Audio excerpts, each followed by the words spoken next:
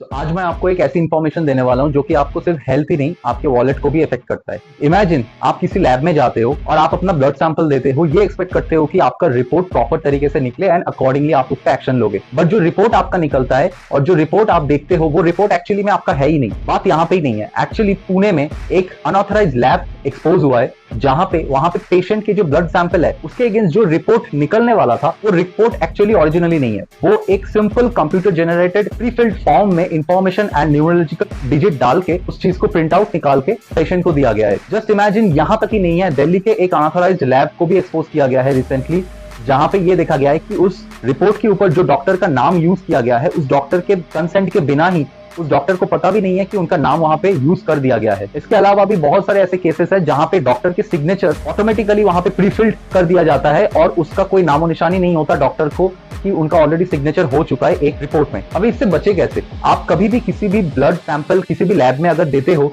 तो ऑलवेज याद रखना कि मोस्ट ऑफ द लैब जो होते हैं वो डायरेक्टली उस पर्टिकुलर आपके ब्लड सैंपल को टेस्ट नहीं करते, वो किसी ना किसी थर्ड पार्टी से टेस्ट करते हैं। तो always ask your lab technician और जहां पे आप अपना ब्लड सैंपल दे रहे हो कि ये जो टेस्ट होने वाला है वो कहाँ पे होने वाला है या फिर कौन से लेबोरेटरी में होने वाला है। इसके अलावा आप कभी भी अगर किसी भी लैब में अपना ब्लड सैंपल देने जा रहे हो तो मेक श्योर कि वो ऑथराइज हो। ऑथराइज भी हो तो वो NABL सर्टिफाइड या NABL ऑथराइज लेबोरेटरी हो जहां पे आप अपना ब्लड सैंपल दे सकते हो।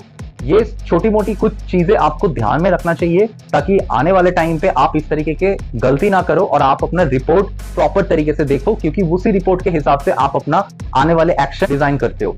So be smart and make sure you are in a right track.